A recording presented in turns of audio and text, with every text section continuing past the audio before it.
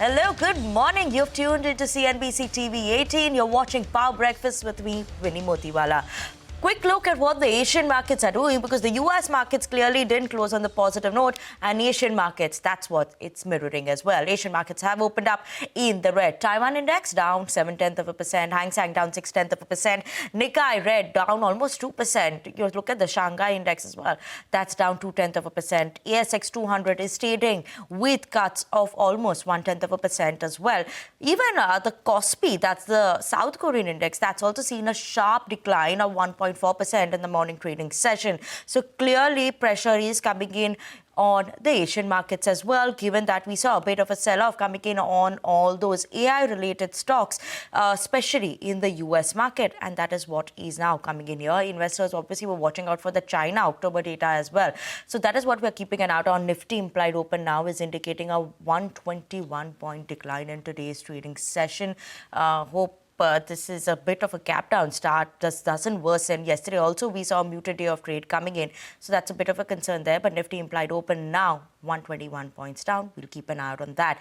That's the Asian market outlook. But like I said, there's a lot of action that happened overnight as well. A lot of cues that came in from our own market, given that there are lots of earnings that came in the evening as well. So set you up for trade, tell you which are the important stocks to watch out for, cues in the world of F&O. We have a team of research joining us as always. First up, let's go across to Hormaz to tell us what are the cues that we're keeping an eye out on. Good morning, Hormaz. As of now, implied open 121 points down, right? Good morning, Vinny. It does not look a pretty picture to round off what has been an otherwise forgettable week for the markets, and yesterday was no different. In the last 6 sessions on which the Nifty has declined in 5 of them, the index has declined almost 550 points, and it has been making lower highs and lower lows. That streak now extends to the 6th session in a row. But the only saving grace yesterday was Reliance Industries, and that was the only one that kept the Nifty losses in check and prevented any further fall. It did breach that 25,500 mark on an intraday basis. We mentioned to you yesterday that the October 17 lows of 25,508 will open up in case of further downside, and that is exactly the level at which the Nifty closed on Thursday. Now, the important levels to watch, of course, this level at which the index has closed is an important one, but the 38.2% retracement level for the rally that the Nifty saw from the September 30 lows to the October 23rd highs, that comes up to around 25,524, and that is where the index is now trading very close to those levels.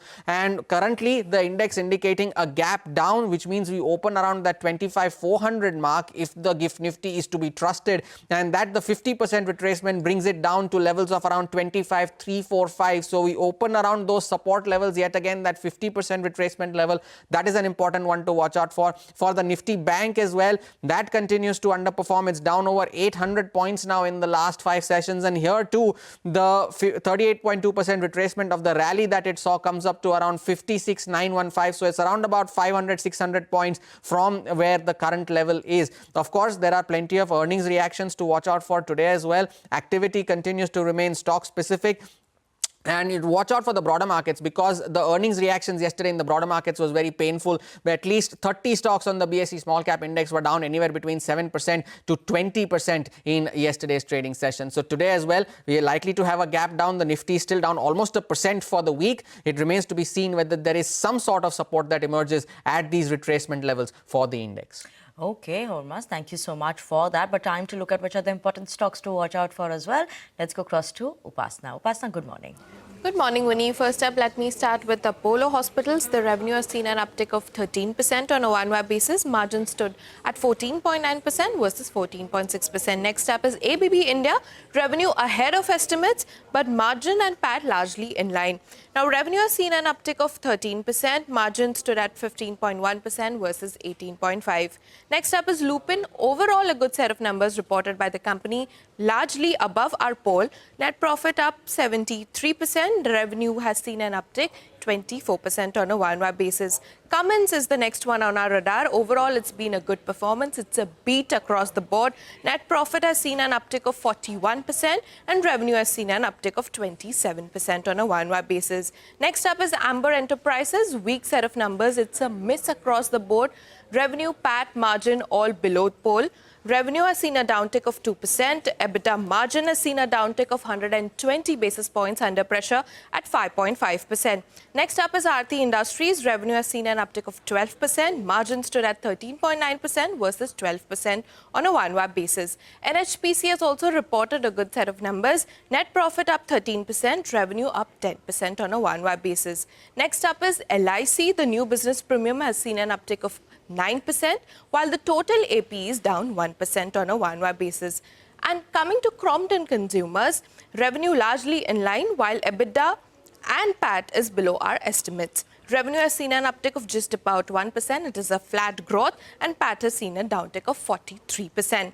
Now, coming to the block deal, according to the sources, Bharti Airtel block is launched. Singtel may sell up to 0.8% stake in the company, and the block size is likely to be around 10,300 crore and floor price around 2,030 per share at a discount of 3.1% according to our sources. And lastly, coming to Time Technoplast, it has launched a 800 crore QIP, so we'll be watching out for that as well. Okay, Upasana, thank you so much for that. But let's finally go across to Sudarshan, who's here to tell us what to watch out for in the world of F&O, given that we're seeing a bit of a sharper downtick in terms of Nifty implied open. Good morning, Sudarshan. Good morning, Winnie. So it was another painful day, and all the global cues are looking very weak. Asian markets are down, US market was down.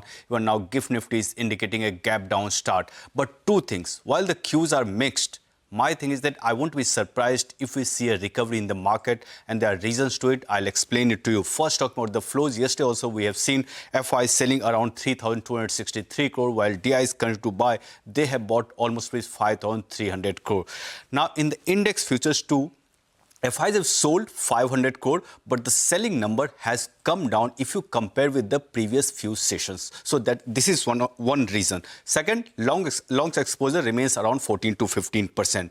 Yesterday, they have reduced long positions by 2,000 contracts, but on the short side, addition was just 600 contracts, while in the previous few sessions, we were seeing addition in the range of 11,000 to 14,000. So there are two major positive reasons. Selling picture has come down from the FI side, so it gives you an indication that there might be a recovery that we might see intraday. Also, from the options data, the range in which that Nifty continues to see a good support, that's the range is from 25,400 to 25,600. So I won't be surprised if Nifty finds the support around 25,380 to 25,400. That's the reason I've taken support is 25,360 and resistance remains around 26,000. For Nifty Bank, support would be around 57,400 and resistance 58,120. Two stocks that I'll keep an eye on. First, PI Industries ahead of earnings is seeing fresh longs. Dabur for the last few days has been seeing fresh longs. I'll keep an eye on this also. Okay, thank you so much for that, Sudarshan. Let's move